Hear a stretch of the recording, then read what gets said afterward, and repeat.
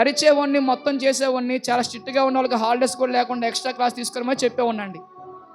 అలా చెప్పి చెప్పి చెప్పి చెప్పి చేయించిన తర్వాత చివరికి 9th క్లాస్ అయిపోయిన తర్వాత వచ్చినోడేమో ఎటువంటి బేసిక్ తెలియనోడు కాస్త 10th క్లాస్లో 10కి 10 తెచ్చుకున్నాడు.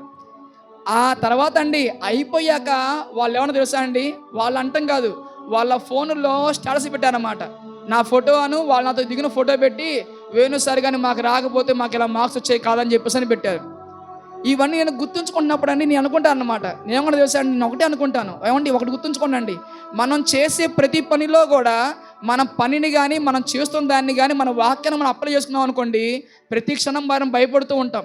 నేను అనుకుంటాను ఏం తెలుసా, ఇవన్నీ గుర్తొచ్చినప్పుడు, ఒరే నేను ఆఫ్టర్ ఆల్ 1 సంవత్సరం అయిన తర్వాత, అంటే సంవత్సరం కోసం పాస్ అయ్యేవాడు కోసమే, 1 సంవత్సరంలో పాస్ అయ్యేవాడు కోసం నేను ఎంత కష్టపడి ఎంత అరుస్తున్నానే, వాడు నన్ను తిట్టుకున్నా ఏమనుకున్నా కానీ నేను అరుస్తున్నాను, వాడు నా మాట వింటేనా వాడికి 100 వస్తున్నాయి, వినకపోతే నా ఫెయిల్ అయిపోతున్నాడే, మరి ఎందుకు ఎలీషన్న ఎంతగా అరుస్తున్నాడు చెప్పండి. ఏమండి నిజంగా నాకైతే మాత్రం నా అంతటి నా చెబుతున్నానండి, నాకు చాలా అంటే చాలా బాధగా ఉందన్నమాట. నిజంగానే మనం చాలా బాధపడాల్సిన విషయం అండి. ఏమండి ఒక అంశం గురించి, కుటుంబం గురించి ఇన్ని వారాలు ఎవరు చెప్పరండి, ఇన్ని వారాలు ఒక కుటుంబం గురించి కానీ, ఒక సతీమణులు ఎలా ఉండాలని కానీ ఇన్ని వారాలండి. ఇప్పుడు నేను ఏమనుకుంటా అండి, నేను విన్నప్పుడు ఏమనుకుంటానంటే, వామ్మో అంటే ఈ లక్షణం గురించి చెప్పారంటే ఈ లక్షణం అలా ఉందేమో, లేదా నాకు రేపు ఒకవేళ ఏమైనా ఫ్యూచర్ రాబోతుందేమో, అందుకే దేవుడు చెప్పాడేమో దీన్నే మార్చుకోవాలి. ఓకే అంటే ఇలా కూడా ఉంటారన్నమాట మనుషులు. అంటే ఈ నెక్స్ట్ వారం మళ్ళీ కుటుంబం గురించి మళ్ళీ ఇంకొక మెసేజ్, అప్పుడు మనం అంటే ఈ లక్షణం కూడా మళ్ళీ ఉండొచ్చు, నాలో ఈ లక్షణాలు ఉన్నాయి, నేను మార్చుకోవాలి వీటిని. అలాగ ప్రతిసారి మార్చుకున్నప్పుడు ఏమండి ఇప్పుడు ఏదో వచ్చామా చెప్పామా వెళ్ళిపోయామా, ఈరోజు ఈ లెసన్ నెక్స్ట్ లెసన్ అంటారు కానీ ఎంత డీప్గా ఎంత డెప్త్గా వెళ్తున్న వాళ్ళు ఎక్కడ ఉండరండి మనకి. ఇప్పుడు ఏంటి ఎంత గుచ్చి ఎంత ప్రతి మాట ఇలా వివరంగా ఇది కూడా ఉండకూడదు నీలో అని ఎంతగా చెబుతున్నారు ఏంటి, అసలు చెప్తే ఎవరన్నా ఉంటారా అని చెప్పేసి అనుకున్నావా అంటే ఏంటి, దేవుని యొక్క హెచ్చరికలు వినడానికి నువ్వు ఇష్టపడిన మనసు అన్నమాట నీది. అలాంటి నీకేమొచ్చింది, శాపమే వచ్చిందండి. ఏమండి ప్రతి మాట అండి, ఒక్కొక్క మాటను దేవుడు మనకు చెబుతున్నప్పుడు ఏమండి ఏముందండి, ఒక చిన్న మాట చెప్పనండి, DBTH ఫస్ట్ ఇయర్ దగ్గర నుంచి MBTH లాస్ట్ ఇయర్ దాకా ఉన్నటువంటి లెసన్స్ అన్నీ కూడా రోజుకో లెసన్ ప్రకారం చెప్పుకున్నా, అంటే వారం కూడా లెసన్ ప్రకారం చెప్పుకున్నా కానీ సంవత్సరం ఈజీగా అయిపోయింది తెలుసా అండి, ఈజీగా అయిపోయింది.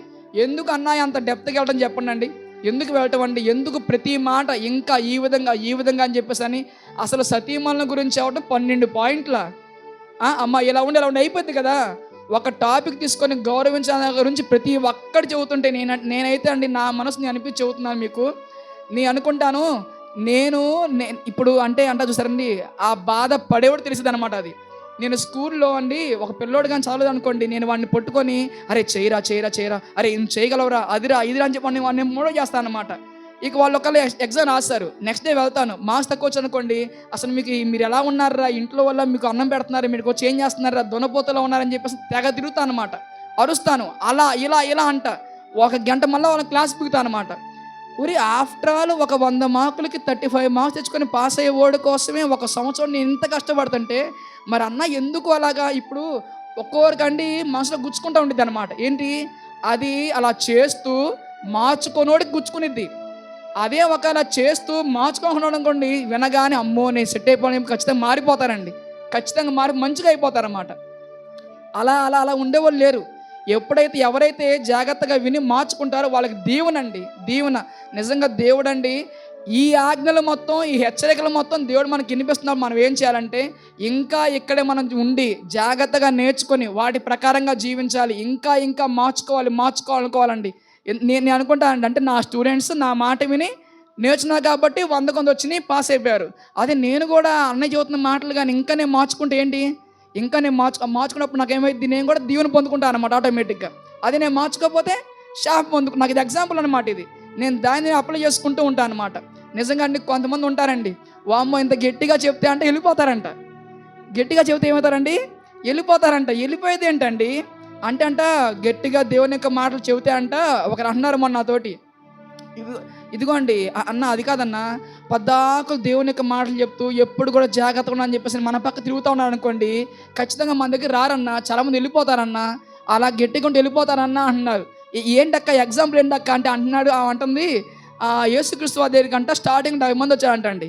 70 మంది వస్తే అంట, ఈ 70 మంది అంటే యేసుక్రీస్తు వారంట స్ట్రిక్ట్గా ఉండండి, దేవుని కోసం బతకండి అని చెప్పినందుకు అందరిలో ఈయనంటే ఎంత స్ట్రిక్ట్గా ఉండని చెప్పేసి అని అందరూ వెళ్ళిపోయి 12 మందే మిగిలిపోయారంట.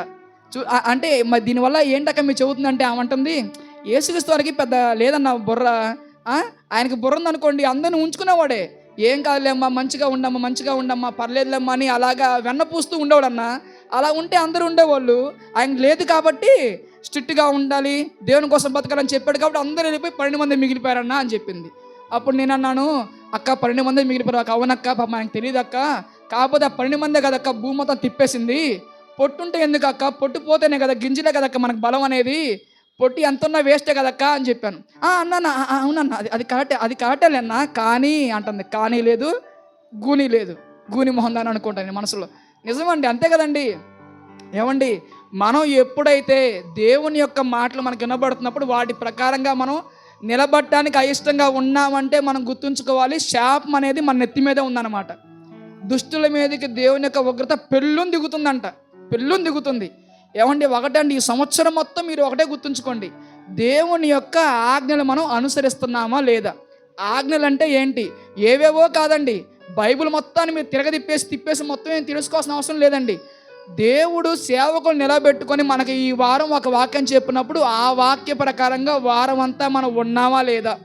ఈ వారం అయిపోయింది, నెక్స్ట్ వారం మనం ఉన్నామా లేదా. అన్నయ్య అబద్ధాలు ఆడొద్దని చెప్పాడు, అబద్ధాలు ఆడకుండా మనం ఉన్నామా, మన బతుకు మొత్తం మనం ఉన్నామా లేదా. వ్యభిచారం అన్నాడు, దీని గురించి మనం జాగ్రత్తగా స్టడీ చేసి ఇలా ఉన్నామా లేదా.